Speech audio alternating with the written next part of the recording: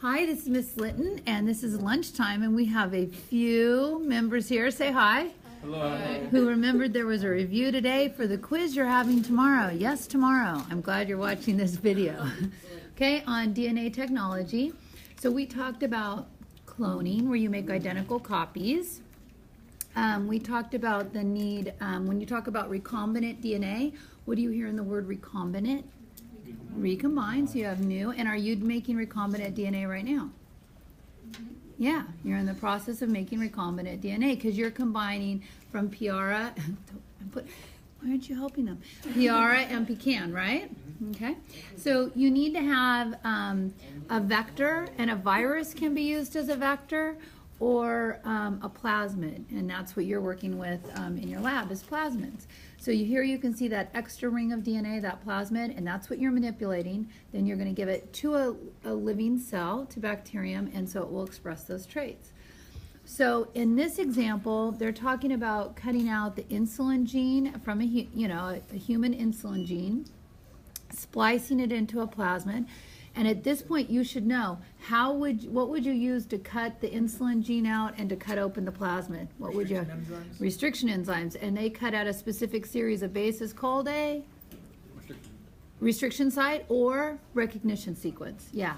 And then what would they use to seal that insulin gene in that plasmid? Ligase, good. And then this would be transformation when they give that plasmid to a bacterium. In this case, the protein they would be producing is insulin. But for us in our lab, the protein we're trying to get it to produce is what? RFP, the red fluorescent protein. Good. All right, and then this is showing you a picture, right, of how restriction enzymes work, which you're familiar with now, cutting at a specific series of bases. And each restriction enzyme is specific to its own series of bases that it can cut at. Now, some restriction enzymes can do blunt cuts, and that's just dicing up DNA.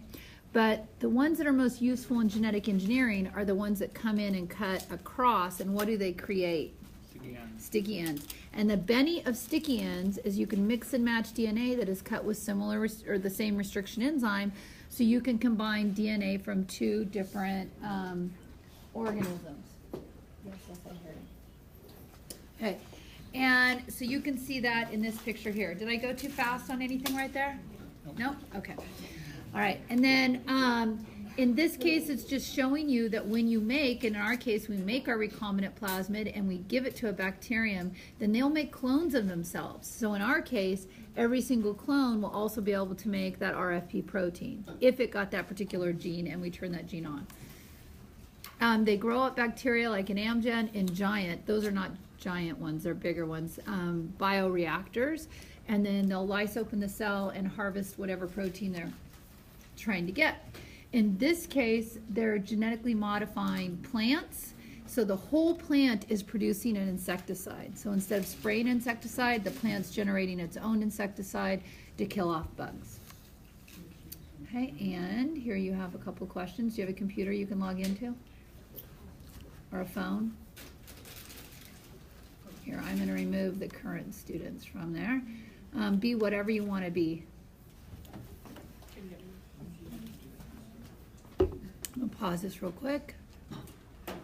And we're back, so let's see how they did. Apparently only Tasia took it. And she did terribly.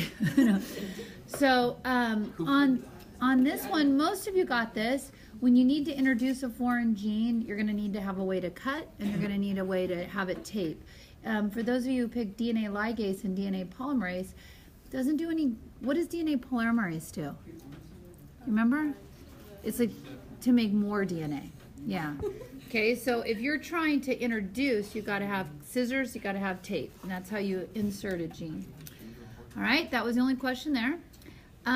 Then we said, all right, so what if we only have a small sample of DNA? It could be a crime scene, it could be from a fossil, it could be who's your daddy kind of a situation, and we want to make more of it. So then we do what's called the polymerase chain reaction, and that polymerase chain reaction occurs in a thermocycler. And we remember thermo, we think what? Temperature. And it cycles. And it cycles hot room, hot room, hot room, hot room. And what the hot cuteness does is it denatures the DNA, the small sample of DNA that you have, so you're into single strands, which when that happens naturally in a cell, who does that? Helicase? Helicase, yeah, okay. But you don't have this because you're forcing it to happen like in an itty bitty test tube. So you use heat to denature it. Then you add in an enzyme, a DNA polymerase, and you use it. The one they use is from Archaea because it can withstand the heat, and it's the TAC polymerase, and it can handle the hot coldness without denaturing. You need to add in some primers and a bunch of bases so you can create more of that DNA. So that's called the polymerase chain reaction, and it occurs in a thermocycler. And when you do that, you can have lots of copies of your DNA. Then you can mess with your DNA. You can check size fragments using, what's this process right here? And we know that DNA has a negative charge. And when it moves, it wants to move to the positive part of your gel. And so we can sort out fragments, and the smallest fragments of DNA will move the fastest. Good. So it looks, in reality, maybe something like this. Plus, you've done some gels too. So, hi. Okay.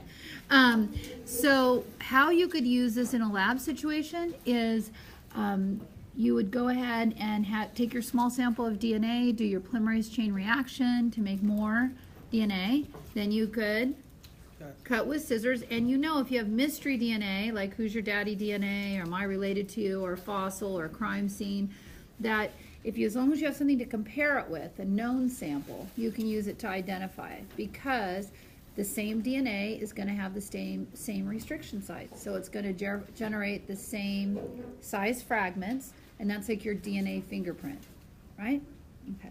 So then when you look at something like this, okay, you add crime scene evidence, which makes this gel pattern, and then suspect A and suspect B. Well, suspect B DNA cut the same way as the crime scene evidence DNA, creating the same fragment sizes because it had the same recognition sequences.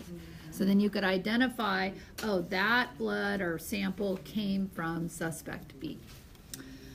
All right, and then we talked about ways that you could use this, and biotechnology is harvesting and using natural systems the way they would work, right?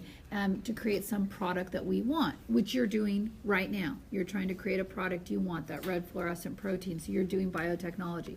I gave you an example of a transgenic cat that people then were not allergic to. You're making transgenic bacteria. This particular transgenic bacteria has been genetically engineered to break down oil, so that's one thing you could do.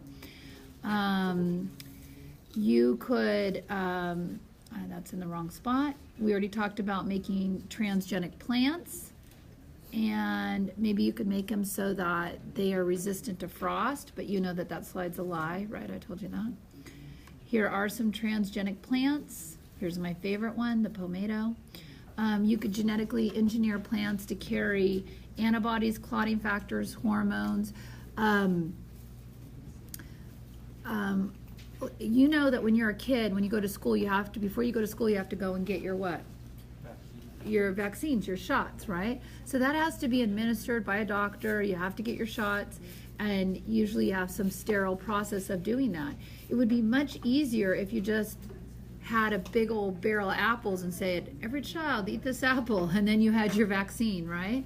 So is that a possibility maybe in the future in order to get the medicine that you need? Genetically engineering animals is a little bit more tricksy. You have to be able to get that gene into the nucleus, and that microinjection takes a lot of work. But then if you can get that into an egg and implant that in an organism, then every cell in that particular organism could possibly produce that protein that it needs. And that takes us to the end. That was it. Okay. You guys have any questions or concerns? Yes, sir. Yeah, can you quickly go over like how DNA cuts, like the ones that we use with the sticky ends, like just like what direction and like. Oh, how it cuts? Yeah, just like the like our BAM and Hindi ones. What are you asking me for? Like, you know, like, let's say you like your strand, right? Yes. And it just, like, cuts in, like, a certain spot, like just over certain... Oh, yeah. Okay, let me go right here.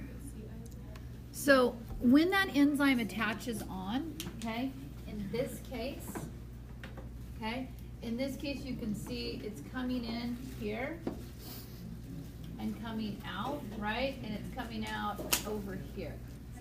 So this right here, this over,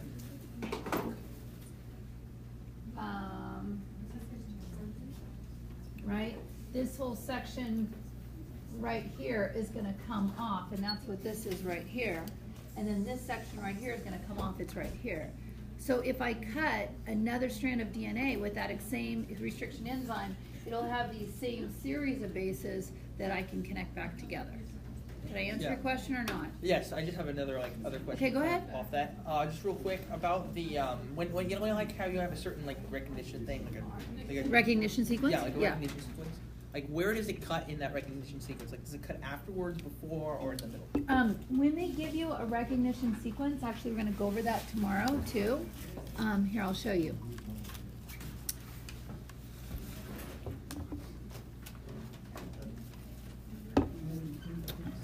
It's coming, and it's here. Dun, dun, dun, dun, dun, dun, dun, dun. See it loading? There it is. Okay. So, and you can look at this too in your lab book too for more pictures of it, but I have it also right about here. Okay. So, do you know what it is called when something reads the same way forward and backwards? Oh, that's asymmetric, right? No. Anybody know what is that? An automatopoeia? That's what I say. Yeah, automatopoeia. So most restriction enzymes work in that way. And so they will give you a recognition sequence, let's say of GATC. So they'll come in right before that GATC, right here, before, here's GATC, there's your recognition sequence, and you'll say, they'll give you the recognition sequence as it reads for like 3' to 5' end, okay? And then it'll come in and come across like this, and same thing here. Comes in and cuts across like this.